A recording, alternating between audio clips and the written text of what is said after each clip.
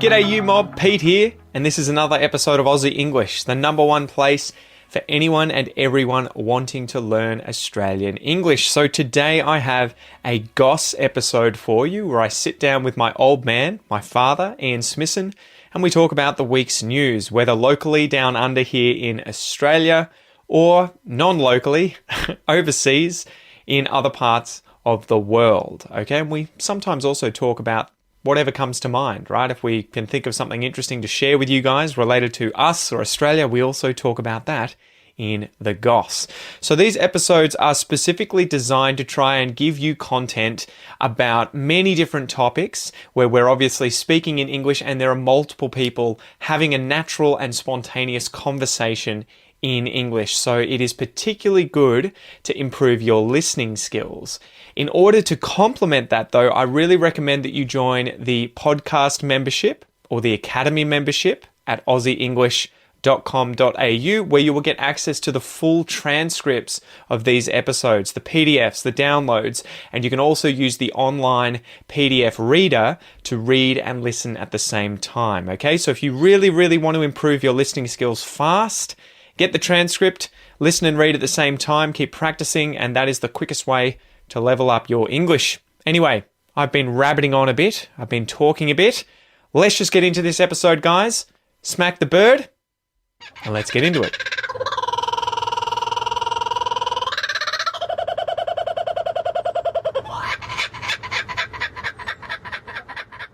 Dad. Pete. What's going on? Not much. How you been? Crap. It's been a long time. Yeah. This is episode number 6 for the day that we're smashing out. The cats are getting angry. The cats are marauding around us now. They were sleeping on the couch in the corner. Now they're around annoying us. It's always really interesting. Like, it gets to about 1 o'clock. I feed them at about 2:33. Peaches is always the hungry one, and she meows like crazy. The only time she makes noise is when she's hungry. Mm-hmm. Or when I walk in the front door. Does she do it? Yeah. She yells at me until I pat her. Yeah. Whereas Scrap, the other cat, doesn't make any noise when he's hungry. He just follows her around. He doesn't have to. He just walks around. He just paces. Yeah, what she said. He never meows like that. But when he wants to go out at night to go for a walk is when he meows. So it's obviously they both do it for things they really want to do. Yeah. But it's funny how they don't both do it for the same things. Well, one, Peaches doesn't like walking. Yeah, in general. Walking? That's it. You mean sleeping? Sleepwalking. Yeah. All right. I asked ChatGPT to give me a list of weird and wonderful slang terms and expressions from Australian English that have interesting origins. Often a lot of these origins are kind of like contested or uncertain. So, there's ChatGPT's version. ChatGPT also hallucinates. Of it. So take it with a grain of salt, and we'll point out any that sounds stupid. We'll BS it, yeah. But I thought it would be a bit of fun. There's BS, that's the first one. Yeah, what does that mean, Dad? Yeah, bullshit. Bullshit. Yeah, but what does it mean? How would you use it? Yeah. Something is bullshit, it's not true. That's BS. Yeah. Mm-hmm. Which actually isn't an Australian one. I think that's used in America and Britain as well. But it's But you hear it in Australia all the time. There's so many that I feel come from Britain that we would just never use. There's a whole lot of terms. There's a whole lot of. I feel like they've got so much more than Americans. Oh, they do. Yeah, and I think the other thing is that we get exposed now to so much American culture via movies and TV and social media that it becomes normalised, whereas when I was growing up as a kid, there was a lot less of that and much more of our exposure was British. Yeah. But in the last 60 years, Britain's waned and America has taken off in terms of its enculturation into Australia. So. I had one of my friends who moved to Britain probably 10 years ago and he's been living there ever since. He uses all of those now all the time. And I'm just like, dude, you sound like an idiot. He'll be like, that guy's such a bell end. Yeah. And I'm like, I don't even know what that means. It's the tip of a penis. Yeah, right? I know. Yeah, but it's like, that's so dumb, man. It just sounds dumb. Yeah. It doesn't sound offensive. It sounds innocuous. Well, even my sister, Ingrid, who has lived in Canada she's now Canadian, but lived there for more time than she lived in Australia. And she has started to North Americanise expressions. And I just shake my head and go, she doesn't really speak with a North American accent. She's still got an Australian accent. Yeah, that's what her daughters say. She sounds like Canadian until you arrive. And she's Australian again. But yeah, I could care less is the one that I just shake my head at and go, that's so American, and even Canadians have picked it up as an American expression. It makes no sense. Well, it could be argued that it makes sense sarcastically. Like you're being sarcastic. Like, I could care less. Yeah. But it's not. I could not care less. They just got it wrong. Yeah. And she knows that. She didn't say that until she moved to Canada. It's almost and democratic, pick right? it up. You hear people saying things around you, and this is what's happened with my friend who, is very Australian but lives in Britain. He hears other people around him always saying bell end. Yeah. And so you just start doing it because it's an easier way of communicating. Oh, yeah, exactly. Because if you keep saying... I think, and not just expressions, but someplace, I reckon if I moved to Scotland, I would speak with a Scottish accent very quickly. Yeah, that's because you love the Scottish accent. I do, but it wouldn't be a deliberate thing. It would you just start to evolve. But anyway, it's almost like you've got some sort of like form of autism. Yes, you would be like you match too quickly, and everyone would be like, "That's a bit strange, dude." Yeah, I know. What? You're trying too hard. Yes, move to Vietnam and start speaking with a Vietnamese Australian English accent. Just cut it out, dude. Yeah. Stop trying to be a smarter. All right, number 1, fair income. Fair income. What does it mean, Dad? It means, well... There's multiple ways to use it. There's two versions of it, right? Basically, if something is fair income, it means it is true and correct. Yeah. And then the expression that you use with the rising intonation question mark on it. Fair income. Is fair income means, is that true? Really? Really? Yeah. Seriously. Yeah, genuine, honest, but its origins are debated. Yeah. Some believe it comes from British dialects, while others trace it to Chinese gold miners in the 19th century, where din gum meant real gold. Real gold, yes. Yeah. I've heard the Chinese gold one before, but I almost like when there are slang terms or expressions or words where the origins are contested like that. Yeah. And there's multiple options, and the next one is similar. Buckley's chance. Yeah, this one's, I expect neither of them is true, but Buckley's chance means there is no chance that's ever going to happen. Yeah, you've got Buckley's. Yeah, and the two things come from William Buckley, who was the first white person to really call what we now call the state of Victoria home, when the original settlement in Victoria in 1803 by Lieutenant Collins. Dad's dropping all his knowledge. Dropping all the history knowledge. It lasted about 6 months. It was a bunch of, a few military people, but a bunch of convicts. Well, he was a brickie or something, right? Or a stonemason or something. And William Buckley just left the camp. Well, 5 of them did. Yeah, they did, but 4 ran off. 4 of them were recaptured very quickly. Came back because they ran out of food and water. But Buckley just disappeared, and then the whole lot just picked up and went back to Sydney. Yeah, they were like, he's dead. They ran out of water. They went through their first summer, and the little creek that they were by ran out of water. So they disappeared, but Buckley disappeared. And so that idea, and then 30 years later... 32. When the first fleet of ships was coming into Port Phillip Bay. Well, this was Batman. To actually settle. Yeah, it was before that. It was Batman. Batman, before they came to settle, Batman came into and found a place to settle, which we now call Melbourne, on the Yarra River. And the first place he landed was what is now a little village on the Bellarine Peninsula called Indented Head. And this giant, because Buckley was apparently 6'6", which is very unusual for at the time. Exactly. Or if he was, imagine what he would have been. Yeah. He apparently just walked out and said hello. And this is on the other side of the bay. Like, this is, if you were walking there, G'day, mate. It's like 150 kilometres around the bay, and he had lived with Aboriginal people for 32 years. Didn't he come out saying, you guys might want to be careful, the locals are plotting to kill you? Yeah, exactly.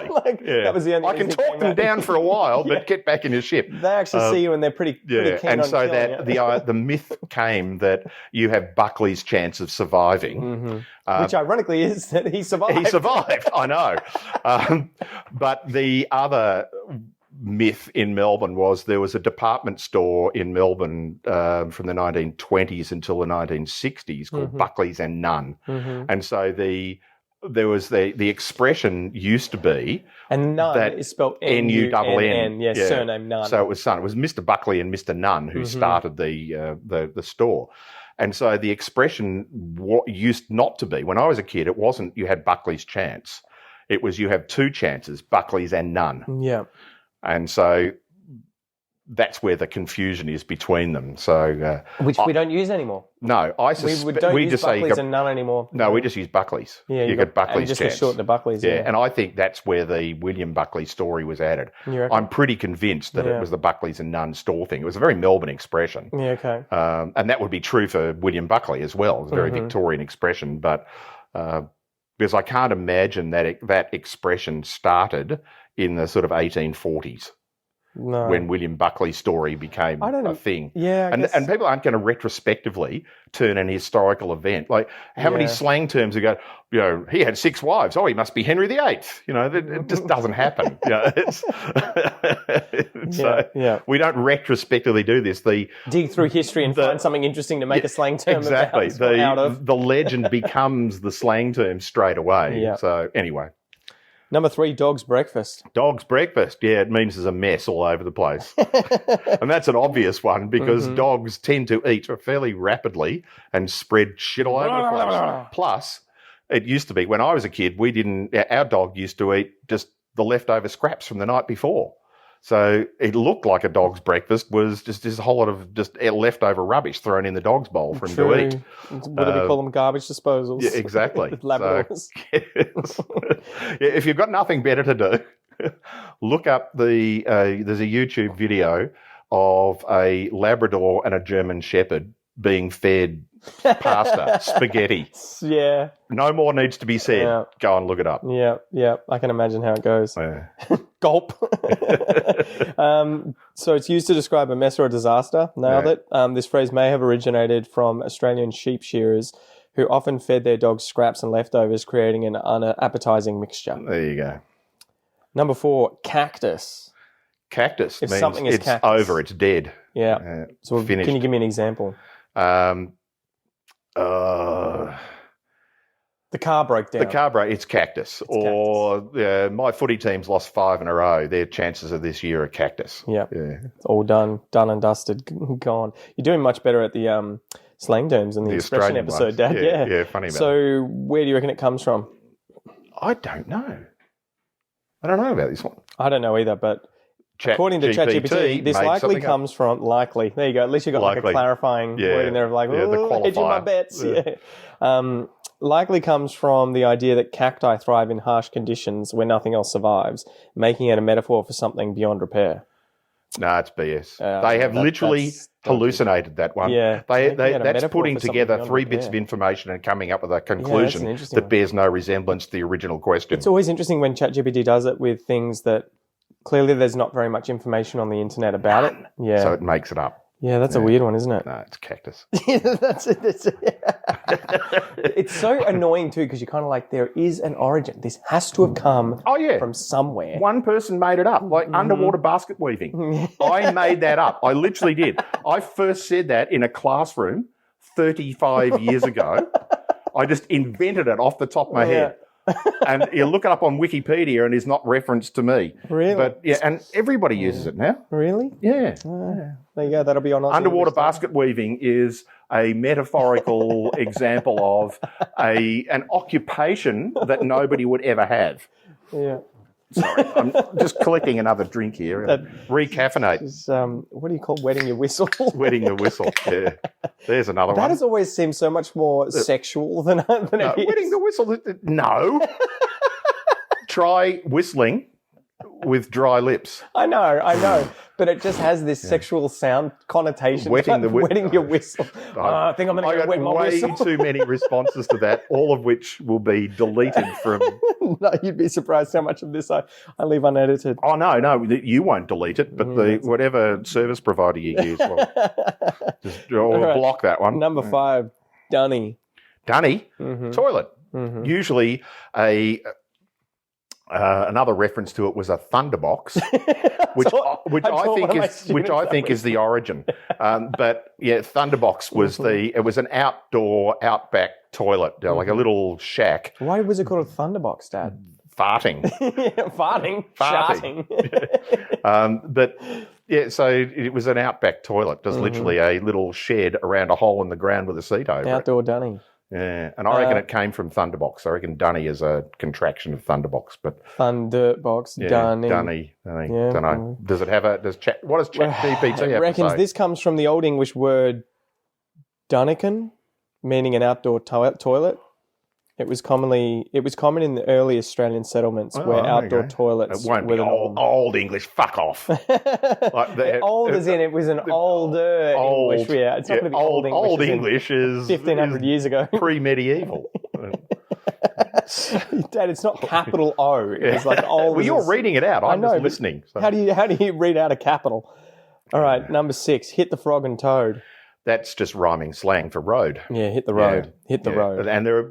And Australia, because the Cockneys from people from East London and they were Irish renowned for Cockney and the rhyming Irish slang. have lots of rhyming slang, and lots of Australian convicts came from the criminal elements in East London, and they political refugees, effectively, from Ireland. And so Australia just picked up this rhyming slang business, and we've got thousands of them. But we don't that have just use been it that invented, much anymore, right? But we've got thousands of them that have been invented more lately. We don't use the old Cockney ones. Frog and toad is an old Cockney one. There is some weird ones, Apples though. and pears. Yeah. Yeah. What was the other one? What's apples and pears?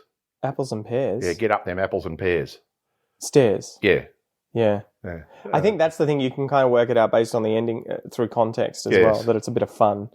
What was the other one I had? Oh, yeah. He's Sweet Fanny Adams. Yes. It's short for Sweet FA. Yes. Sweet fuck all. No yeah. chance. Yeah, that's not a rhyming slang one. That's just replacing words, making them more palatable to the acronym. Well, and we do a few of those, but see you next Tuesday. Yeah, that guy's a real see you next Tuesday. CUNT, right? Yeah, Cunt. Yeah. Jesus, the cats are beating the shit out of each other in the background. And that's where you've possibly seen the bumper stickers that have see you in the NT. See you, tiny little in the NT, Northern Territory. Yeah. Australian humour, right? Yeah, this is a classic example of Australian rhyming slang where frog and toad stands for road. It's not Australian rhyming slang. It's one of those things where... That one is actually Cockney rhyming slang. Yeah, well, I guess it depends on how you're defining it. Where is it used? Is it Australian slang because it is used in Australia? That would be 200 years old, and it was created in London. Yeah. All right, what about number 7, larrikin? Larrikin is a... mischievous person.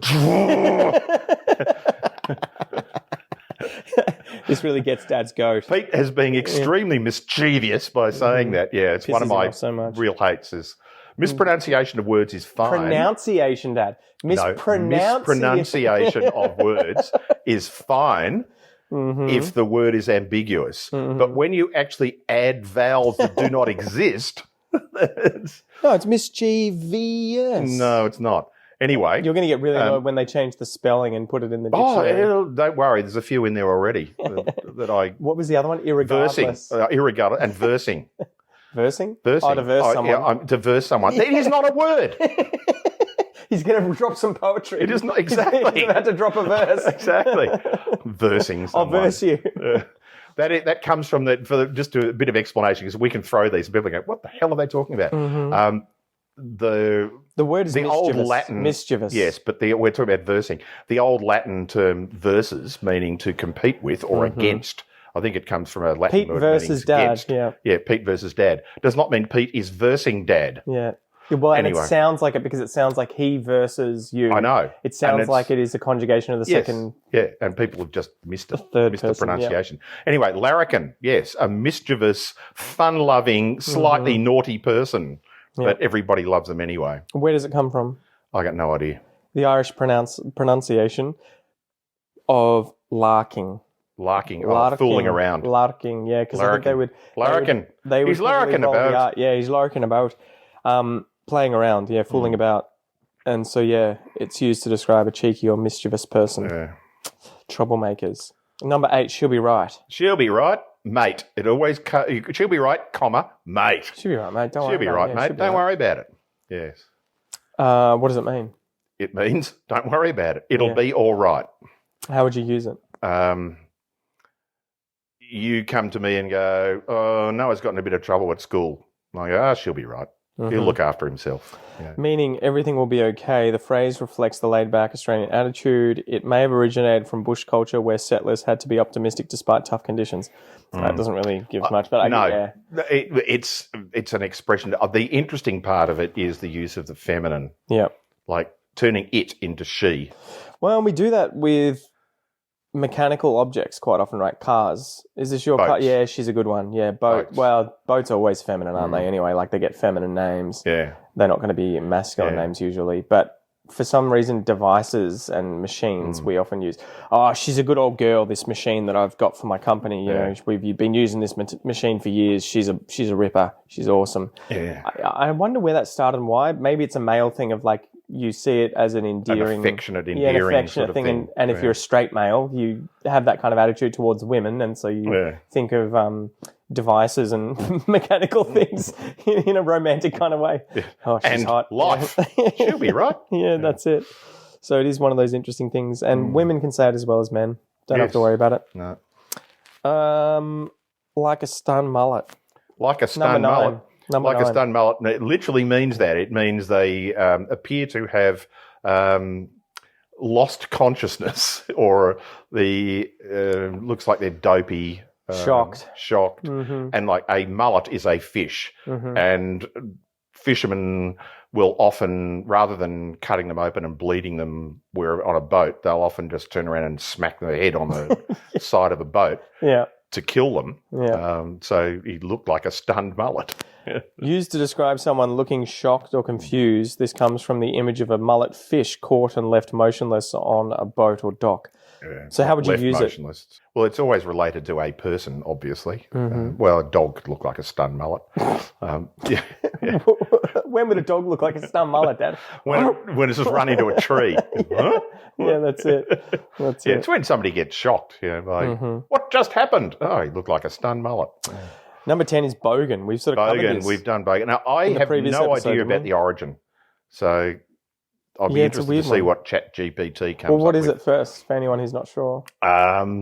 It typically was somebody of appearing to be of lower class, lower socioeconomic, and almost everybody would not declare themselves as a bogan. Well, it's become more frequently now you do. But historically, bogan was an insult.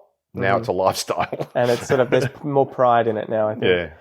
But it's referring to an unsophisticated or working class Australian. The origin of bogan is unclear. Some theories suggest it comes from a rural town in New South Wales, Boganshire, while others believe it was a schoolyard slang in the 1980s. So you wonder. But schoolyard slang has to have an origin. That's saying That's saying the origin is that it has an origin. Yeah. ChatGPT, you wanker. Refer to previous episodes. Well, it must be hard. It's a hard thing. I don't think there's enough published stuff on the internet about Australian slang. They just do the low-hanging fruit, Arvo. What's Arvo? What's Arvo? Yeah, abbreviation for Arvo. Yeah, exactly. Anyway, hopefully you guys enjoyed that episode. Yeah. And we'll chat to you next time. You'll have to let us know what your favourites are. See ya. Bye.